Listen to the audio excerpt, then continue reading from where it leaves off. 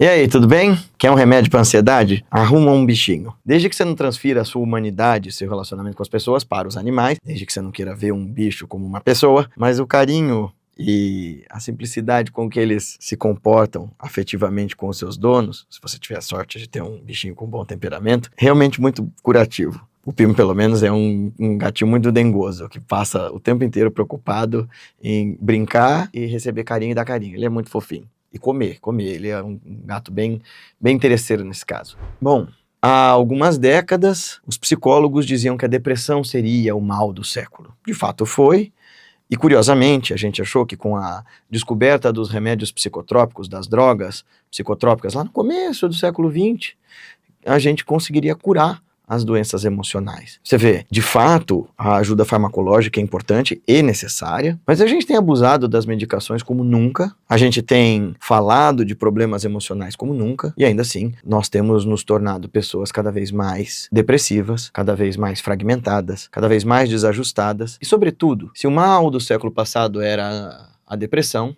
certamente o mal do século XXI será, ou, aliás, já é, a ansiedade. Vamos revisitar esses conteúdos, porque a gente já falou de ansiedade lá atrás, no Guilherme do Velho Testamento, ó lá, ó.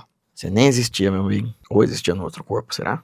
Não sei. Mas a gente precisa reconceituar o que é ansiedade, de fato. Então vamos ter lucidez sobre isso. Por que ela nos faz tanto mal? E como a gente cura a ansiedade? Como é que a gente sai dessa loucura e dessa doença emocional, mental, que também é uma forma de demência da cognição? Vamos falar disso daqui a pouquinho.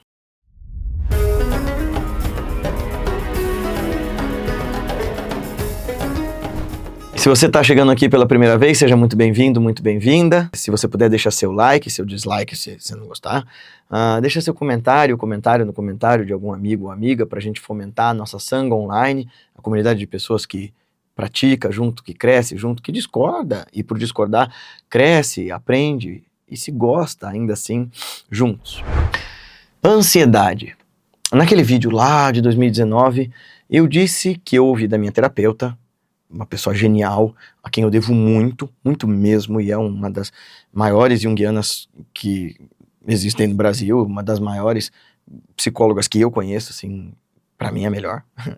Ela um dia disse pra mim que ansiedade era medo de autoaniquilação. Diferente, né? Ansiedade, essa condição de ter essa ânsia, essa antecipação, esse medo do futuro é o medo da extinção de si, da autoaniquilação, de cometer algum erro, de que as coisas saiam do controle, de modo que você acabe. A ansiedade é a doença do futuro, e a doença com o futuro, é estar doente de futuro. Por quê? Como assim doente de futuro? Bem, pensa comigo, futuro e passado, e até o presente, são percepções psicológicas. Quem fala muito disso é o quê? Time is psychological time. Krishnamurti fala muito da ideia de tempo psicológico. Nós percebemos o tempo e chamamos de tempo essa sequência de fatos, essa sequência de percepções, essa sequência de imagens e desejos e sensações, e nós chamamos isso de tempo. Mas vamos combinar que nós temos uma percepção de tempo condicionada pela cultura humana. Não é a mesma percepção do Pimo, não é a mesma percepção das árvores. Pensa numa sequoia, essa frondosa senhora de mais de 2.500 anos. Tempo não existe para ela como existe para nós. Mas uma árvore não é consciente. Bom, primeiro, será? Segundo, não estou falando sobre isso. Estou falando que nós somos, como diria o Hassam Shushud, nós somos filhos de nossas percepções. Não somos filhos de Adão, somos filhos de nossas percepções. Nossas percepções humanas são uma dentre infinitas formas de perceber a realidade infinita. É uma camada dessa variável gigantesca, dessa escala gigantesca de existência. E dentro da nossa percepção humana, nós consideramos o tempo, a sequência de fatos, o começo, o meio e o fim.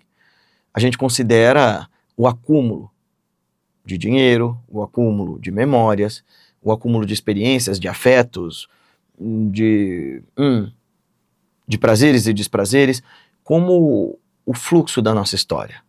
A nossa ideia de reputação, a nossa ideia de identidade está ligada ao passado. E já que a gente é tão apegado ao passado, de modo a entender quem nós somos baseado nesse acúmulo de memórias, experiências e vivências, a gente se arrepende de um monte de coisas, porque várias dessas coisas a gente não consegue fazer do jeito que a gente queria, da forma como a gente idealizava, então a gente fica projetando para o futuro. Um futuro no qual eu vou consertar todas as pontas soltas dessa grande tapeçaria que é o meu passado. E num tempo em que a simplicidade, a observação cuidadosa dos fatos, a apreciação estética da vida estão sendo extirpados, porque para você realmente viver em plenitude, para você realmente ter inteireza, integridade na sua forma de viver, para você ser feliz minimamente, você tem que saber apreciar a vida como uma experiência estética, isto é, ser arrebatado pelo êxtase do viver. Então nós estamos perdendo isso, porque para sermos arrebatados pelo êxtase do viver, a gente precisa de tempo, de dedicação, de espaço, de contemplação. Num tempo em que a gente está matando o bom, o belo e o justo, em que tudo está virando produto, e eu preciso acumular cada vez mais produtos na forma de bens de consumo, produtos na forma de relacionamentos e experiências sexuais, sociais, etc. Produtos na forma de cargo e prestígio. Tudo virou coisa, a gente está reificando o mundo, a gente está deixando todas as coisas que eram sutis, intangíveis, a gente está tentando dar para elas uma concretude. Num mundo que tudo é uma questão de concretude e que a gente tem que acumular cada vez mais, e que nunca é o bastante, e que a gente tem que estar o tempo inteiro concorrendo contra todas as outras pessoas e sobretudo contra nós mesmos, bem, nesse mundo não existe espaço para paz, não existe espaço para quietude. E você vai viver o tempo inteiro nessa aflição dolorosa com o futuro. Eu disse que a ansiedade é a doença de futuro, porque ela vive concentrada nesse tempo psicológico que sequer existe, chamado futuro. Depois, amanhã. Você está o tempo inteiro vivendo dia após dia, pensando no que vem depois. E aí você passa a semana inteira esperando o final de semana, e aí? E aí você passa o final de semana aflito porque vai chegar a semana e vai ter que trabalhar de novo, e aí? E aí você passa a semana inteira aflito esperando o outro final de semana, e o final de semana aflito porque vai chegar outra semana, e a sua vida é esperar. Esperar pelo bem, esperar pelo mal, ansiar pelo que não chegou. E aí a gente está dando vazão de forma patológica e desmedida a um comportamento da nossa psique que, se bem organizado, funciona para nos proteger, funciona para nos ajudar a nos precaver, de certa maneira, de algumas coisas possíveis. Nós estamos falando da preocupação. Bem, etimologicamente falando, pré-ocupar-se, ocupar-se antes, é criar uma aflição, uma urgência, uma necessidade de pensar em soluções para problemas que ainda não chegaram. Mark Twain tem essa frase linda, né? Sou um homem velho que passou por muitos problemas na vida, a maior parte dos quais jamais aconteceu. Então, o tempo inteiro nós estamos nos cobrando e sendo cobrados de mais resultado, mais informação, melhor desempenho, e o que vem depois, e o carro do ano, e a nova viagem, e a nova experiência. E aí a gente fica nas redes sociais, scrollando infinitamente, né? Fazendo aquele blá, blá, blá, blá, assumindo que no mesmo espaço você vai consumir informações de filosofia, de autoconhecimento, de autoajuda, também sobre história, geografia, mas também um monte de bobagem, e um monte de produtos que você quer comprar, e um monte de nonsense, e sobre a guerra que está acontecendo aqui e ali, e sobre violências esporádicas. É muito pouco razoável que você tenha equilíbrio emocional e mental, querendo enfiar tanta coisa dentro da sua cabeça sem saber apreciar, selecionar, cuidar de cada informação que entra aí.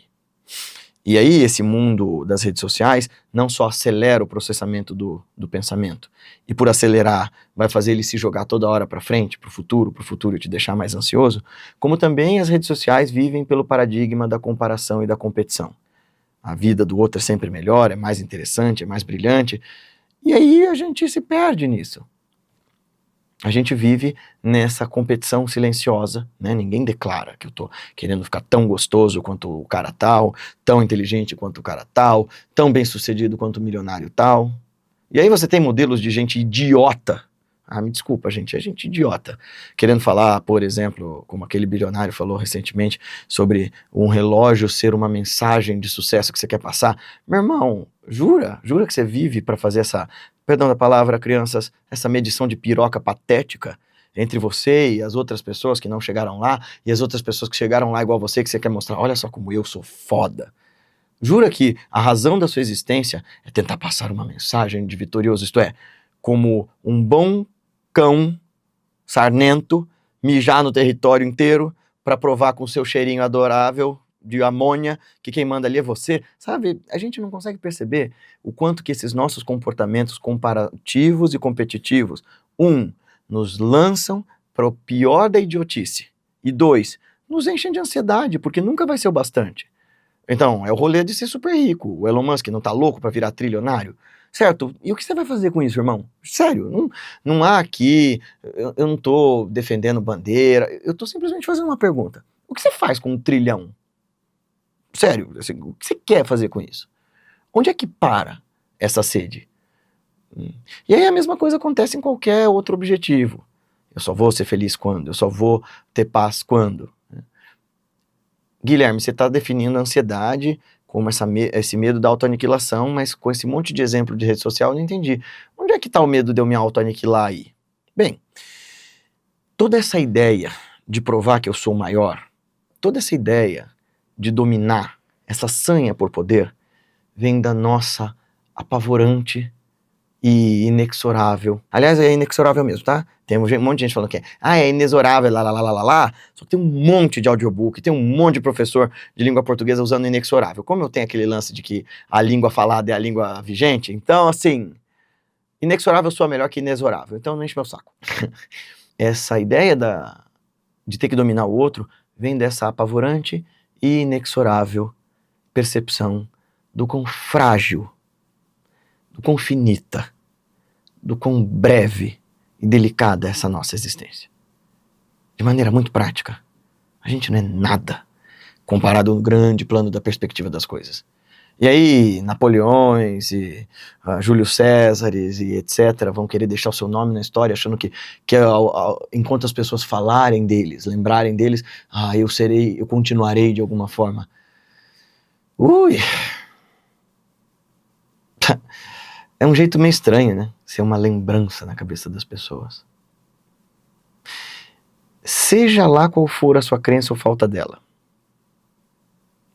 No fundo, a gente vive em torno de 2 paradigmas escravizantes e castradores, e é aí que a ansiedade e o medo da autoaniquilação entram.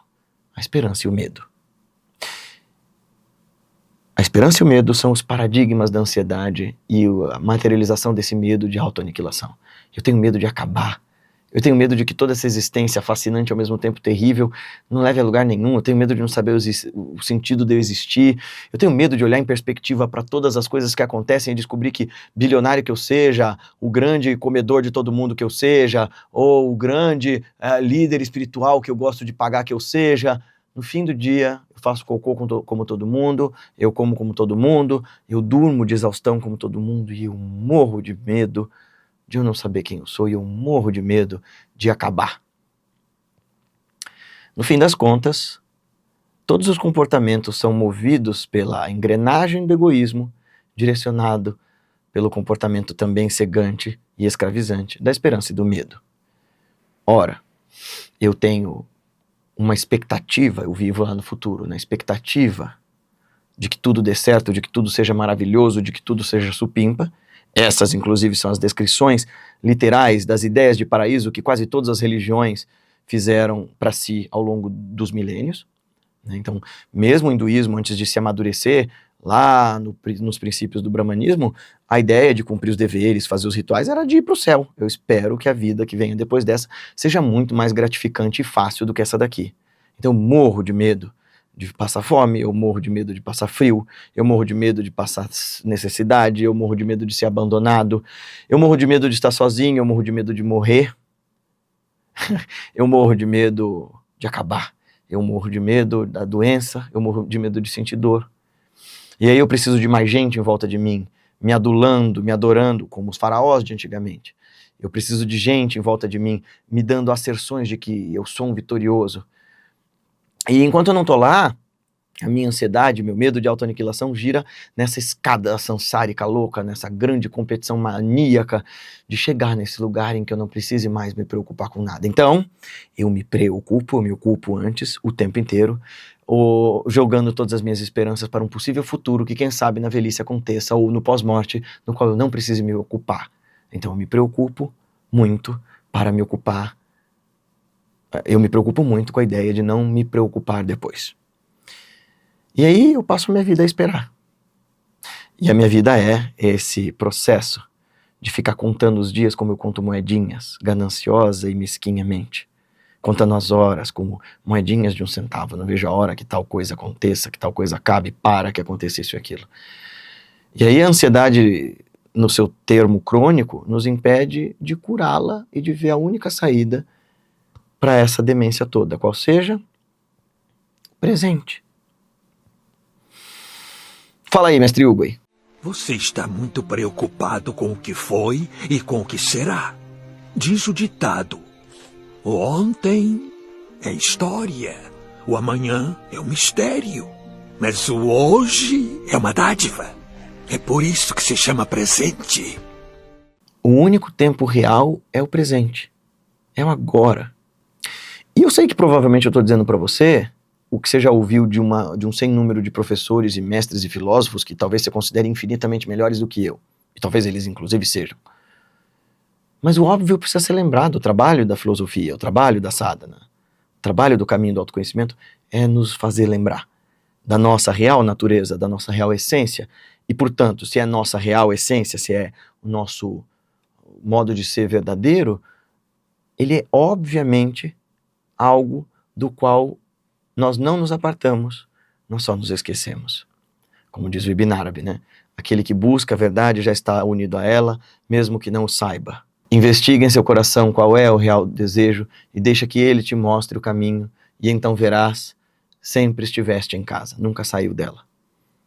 Então, o trabalho da terapia e do autoconhecimento, se é uma terapia de verdade, e se é uma meditação, ou caminho de autoconhecimento, ou caminho de espiritualidade de verdade, começa a reeducar a sua percepção do tempo psicológico, a te trazer de volta para agora, a matar essa ideia de que você tem qualquer controle sobre o futuro.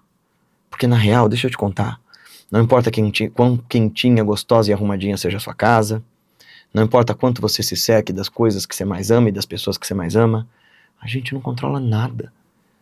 Probabilisticamente falando, sim, existe uma chance em trilhões de um meteoro bater na Terra e pum, tudo acabar. Também é a mesma chance de você continuar feliz e sorridente todos os dias, a mesma chance de você ganhar, sei lá, na Mega Sena, é a mesma chance de você tropeçar na calçada, bater a cabeça e morrer. Porque você foi comprar pão um belo dia de domingo. Então a gente, na real, não controla nada.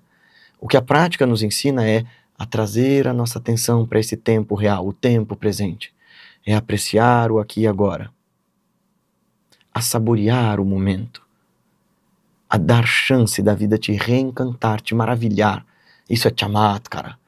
É você olhar para cada experiência, dos sentidos e da mente, como quem olha de fora, deslumbrado com o filme e dizer: uau, olha que louca e maravilhosa experiência de ser sobre todas essas formas. Eu estava perdendo, porque eu estava sonhando com um futuro que nunca existiu. E a gente fica antecipando até coisas boas, e é por causa dessa antecipação das coisas boas que quando elas chegam a gente faz nhê. E o que as práticas estão tentando fazer é a gente se reencantar com o agora. É sair desse sofrimento desnecessário, essa pré-ocupação, essa ocupação antes do tempo. Esse desperdício de energia. Porque no fim do dia, tudo é energia. Energia no seu sentido mais material mesmo da coisa. É força, de potência, de movimento, de vida. Quando você gasta essa energia psíquica, emocional, intelectual, se ocupando dos medos que você não quer que aconteçam e esperando por um futuro que você aguarda desesperadamente que chegue, você não tem energia e força, você não tem foco, atenção e lucidez para perceber o que está acontecendo aqui, para encontrar as respostas e soluções para os problemas que já estão aí e que precisam de trabalho e não de delusão. Ansiedade é medo da autodestruição, medo da autoaniquilação. E a gente cura isso com simples âncoras que te tragam de volta para o agora. Quando você é capaz de dizer para si mesmo aqui, agora, nesse exato instante, tá tudo bem. Definitivamente, o que estava me preocupando com o que virá amanhã nem existe. E eu posso respirar e observar e ser simplesmente uma consciência que respira, integrada com essa totalidade curativa que me abençoa com essa chance única de viver em plenitude e abundância. E é por isso que a gente ensina a meditação, seja para os nossos pacientes, clientes de terapia, seja para os nossos alunos na busca da sadhana. Eu acho o caminho meditativo a verdadeira ferramenta terapêutica para reeducar a nossa percepção do tempo psicológico. É essa soltura, é essa disponibilidade que a gente precisa dar para o real acontecer em nós. Se você quiser aprender como, pergunte-me como.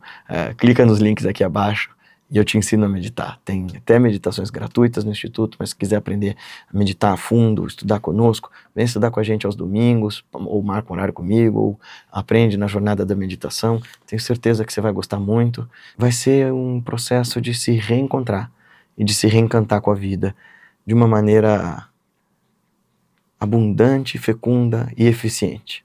Até mais!